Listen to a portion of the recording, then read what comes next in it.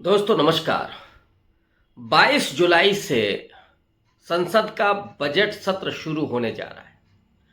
21 जुलाई को सरकार ने एक सर्वदलीय बैठक आमंत्रित की है और 23 जुलाई को वित्त मंत्री निर्मला सीतारमण बजट पेश करने जा रही हैं। इधर उत्तर प्रदेश से लेकर के और राजस्थान तक जो गहमा गहमी है और उधर नागपुर से मोहन भागवत नरेंद्र मोदी पर बड़ा हमला कर रहे हैं। लेकिन राहुल गांधी इन दिनों खामोश दिख रहे हैं। लोग सवाल भी पूछ रहे हैं कि राहुल गांधी कहां हैं। लेकिन बजट सत्र के पहले दरअसल राहुल गांधी तैयारी कर रहे हैं। वो तैयारी है सरकार को घेरने की और जो मुद्दे हैं उन मुद्दों पर सरकार से जवाब तलब करने की। राहुल गांधी की तैयारी है कि जो न्यूनतम मजदूरी है वो 400 रुपए की जाए। राहुल गांधी की तैयारी है कि अग्निवीर जैसी योजना को खत्म किया जाए। राहुल गांधी कास्ट सेंसस के मुद्दे पर भी पार्लियामेंट के भीतर लड़ने जा रहे हैं और राहुल गांधी नीट परीक्षा में जो पेपर लीक हुआ है उस मुद्दे पर भी जूझते हुए नजर आएंगे। लेकिन इधर 2-3 दिनों में जो हुआ है, एक तरफ यूपीएससी के चेयरमैन ने आज रिजाइन किया। उसकी वजह यूपीएससी के भीतर का अपना करप्शन है, स्कैम है।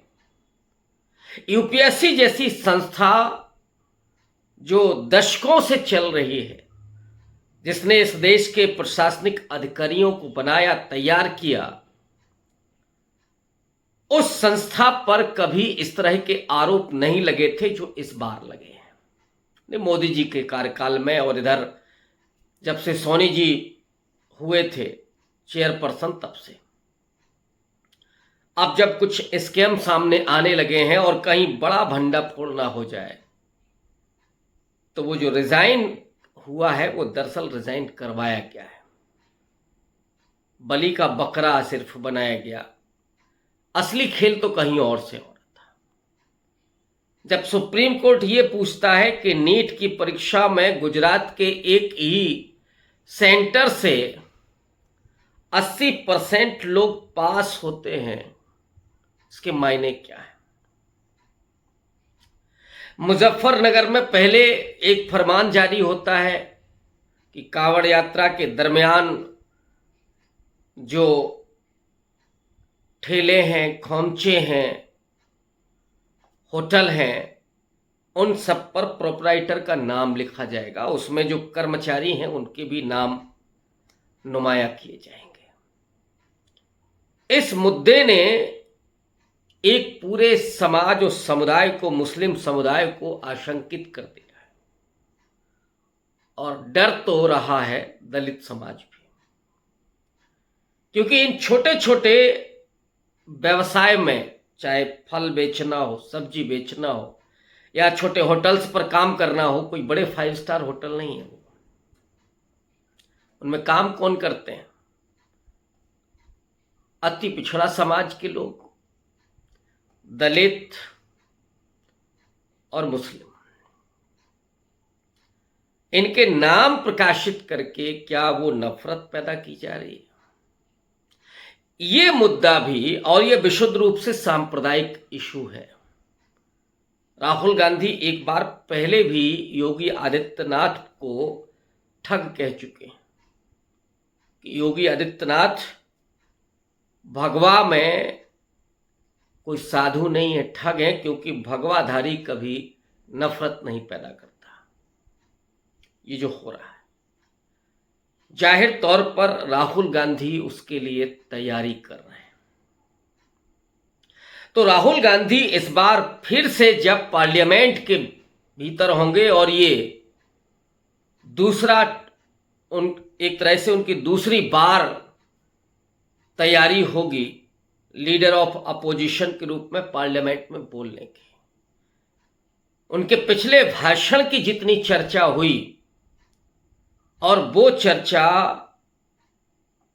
हिंदुत्व के मुद्दे पर हुई थी, उसको ज्यादा हाईलाइट किया गया। यहां तक कि राहुल गांधी को डराने की भी कोशिश हुई कि हिंदू धर्म के विषय में उन्होंने कुछ गलत बोला, जबकि राहुल गांधी ने जो बोला वो एक भाजपा का हिंदुत्व और जो और हिंदू धर्म है उसके बारे में स्पष्ट तौर पर कहा था।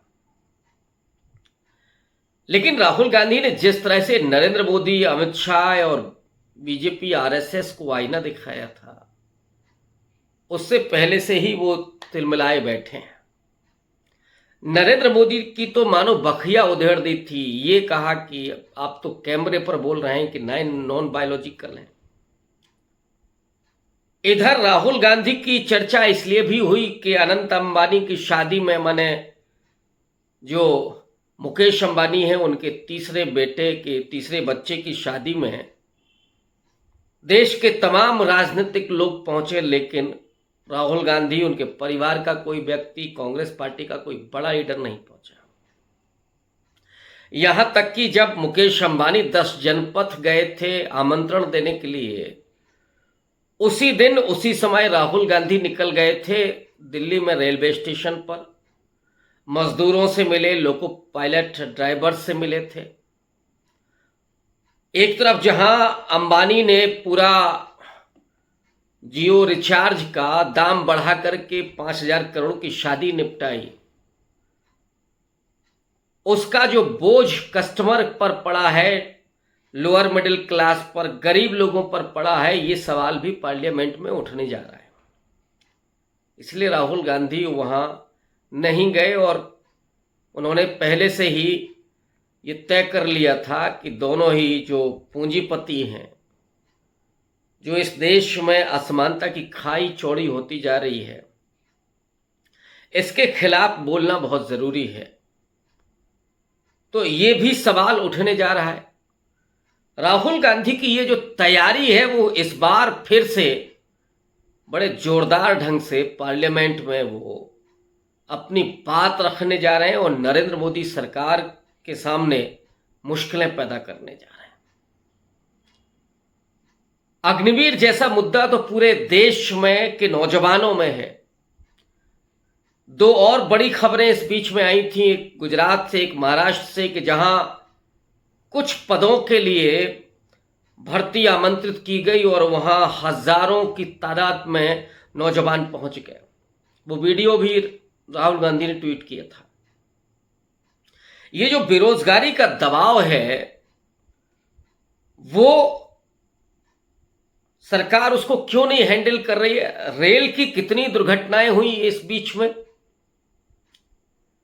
आतंकवादी हमले हो चुके हैं 7-8, जिसमें करीब 20 भारतीय सैनिकों की शहादत हुई या घायल हुए। इसकी जवाबदेही किसकी होगी? और इस बीच में मीडिया से ये सवाल गायब है। मणिपुर भी राहुल गांधी इस बीच में गए तीसरी बार और वहां पर मणिपुर के लोगों से मिले, उस विश्वास बहाली की कोशिश की, लेकिन उन्होंने जिन हालातों को देखा कि मणिपुर में अभी कुछ भी बदला नहीं है, जिस तरह से विभाजन मणिपुर में हुआ है वो उसके हालात अभी जस के तस हैं। लेकिन नरेंद्र मोदी नहीं गए, नरेंद्र मोदी ने जरूरत नहीं महसूस की।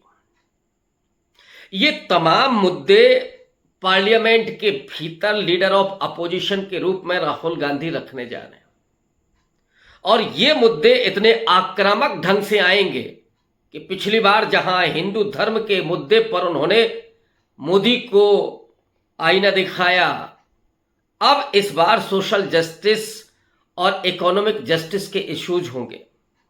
बेरोजगारी का सवाल होगा, महंगाई जहां चरम पर पहुंच गई है उसके सवाल होंगे, कमाई का सवाल होगा। इसके अलावा किसान के मुद्दे, अग्निवीर जैसा मुद्दा, रेल की दुर्घटनाएं, आतंकवादी हमले, ये तमाम मुद्दे बड़े पुरजोर तरीके से राहुल गांधी पार्लियामेंट के भीतर उठाने जा रहे हैं बजट सत्र में। आज के लिए बस इतना ही। शुक्रिया।